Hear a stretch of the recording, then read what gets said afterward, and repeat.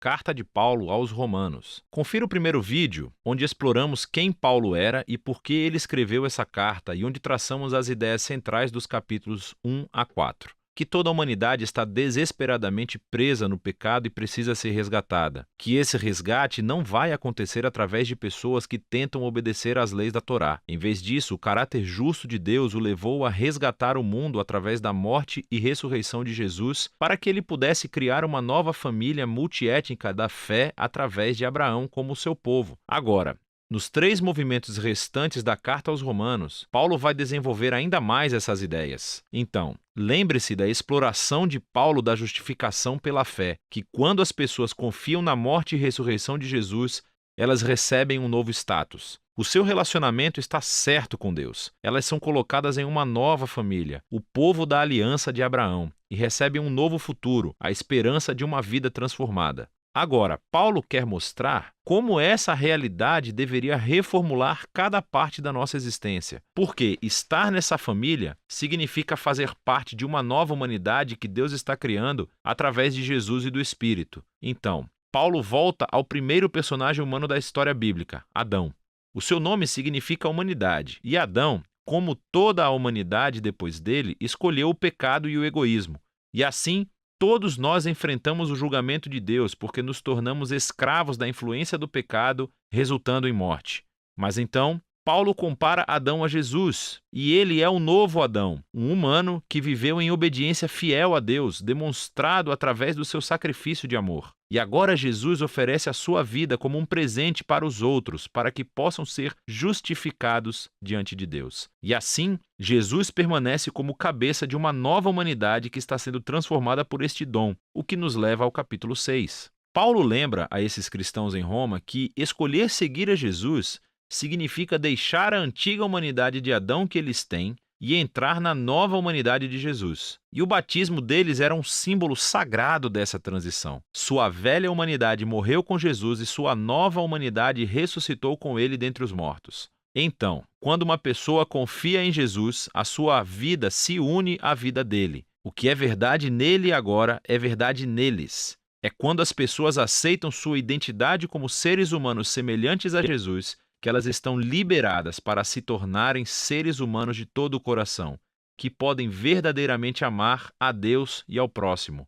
Agora, se criar esta nova humanidade sempre foi o propósito de Deus, Paulo pergunta no capítulo 7, qual foi o objetivo de Deus ao dar a lei ou a Torá a Israel? Quando Paulo usa essa palavra, a lei, ele às vezes quer dizer o enredo e a mensagem dos 5 primeiros livros da Bíblia, mas outras vezes ele está se referindo mais especificamente às centenas de mandamentos dados através de Moisés e que são encontrados na Torá. Aqui, o foco de Paulo é no segundo significado. Qual foi o propósito de todos esses mandamentos? Paulo diz que os mandamentos da Torá eram bons. Eles mostravam a vontade de Deus para como Israel deveria viver. Mas se você ler o enredo da Torá, Israel quebrou todos esses mandamentos. Quanto mais leis Israel recebia, mais eles repetiam o pecado de Adão e se rebelavam. Assim, mesmo quando Deus deu ao seu povo regras morais específicas para obedecer, isso não resolveu o problema do coração humano pecaminoso. E, paradoxalmente, essas regras tornaram Israel ainda mais culpado. Mas, segundo Paulo, o objetivo é esse paradoxo. O objetivo de Deus era deixar claro que foi o mal que roubou o coração humano, que a Torá, por mais boa que seja, não poderia fazer nada sobre isso. Mas Paulo diz, no capítulo 8, que a solução chegou em Jesus e no Espírito, e eis como. Os mandamentos da Torá agiam como uma lupa. Ela focalizava o problema da condição humana em um só lugar,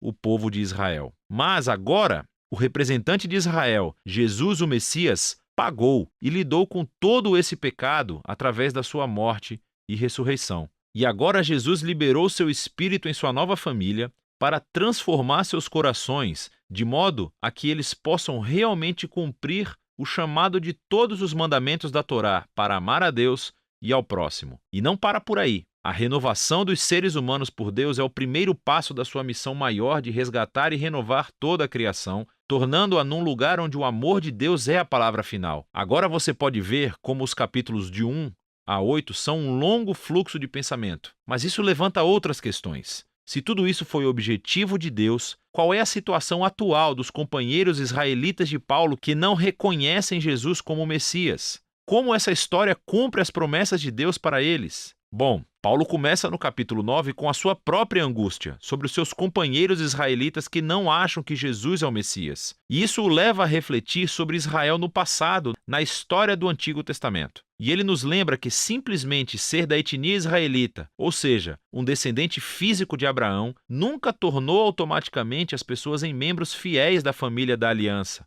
Paulo nos mostra como Deus sempre selecionou um subconjunto da família de Abraão para seguir a linha da promessa. E o seu objetivo é que agora essa linha da promessa seja realizada por aqueles que seguem a Jesus. Ele lembra que por muito tempo as pessoas dentro e fora da família de Abraão rejeitaram a vontade de Deus. Ele nos lembra da história de Israel e do bezerro dourado e da rebelião do faraó. Ele nos mostra como Deus foi capaz de orquestrar eventos para que a rejeição das pessoas a ele realmente cumprisse seus propósitos redentores.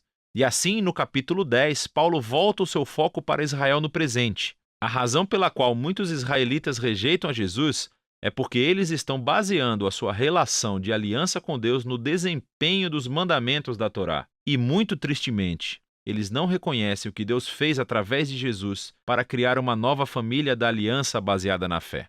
E assim Paulo pergunta no capítulo 11, qual é o futuro de Israel? Deus abandonou seu povo? Não, diz ele. Há toneladas de judeus, incluindo ele próprio, que reconhecem Jesus como seu Messias. Mas há muitos que não o reconhecem. Mas Deus tem sido capaz de usar a sua rejeição para os seus próprios propósitos. Isso fez com que o evangelho se espalhasse cada vez mais rápido no mundo gentil, tornando a família de Abraão ainda maior e mais multiétnica. Paulo descreve a família da aliança de Deus como uma grande oliveira, e os que rejeitaram Jesus são os galhos que foram quebrados, por assim dizer. E esses gentios são como galhos selvagens que foram transplantados na árvore genealógica.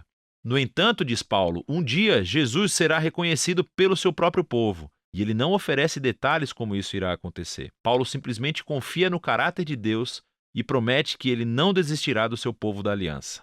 O que completa a transição para a seção final do livro, capítulos 12 a 16. Mas lembre-se do esboço geral da história. Por causa da sua fé em Jesus, judeus e gentios estão agora juntos na família de Abraão, essa nova humanidade que está sendo transformada pelo Espírito de Deus. E assim é como Deus está cumprindo as suas promessas antigas. Portanto, a única resposta razoável é que esses judeus e cristãos não judeus sejam unificados como a igreja.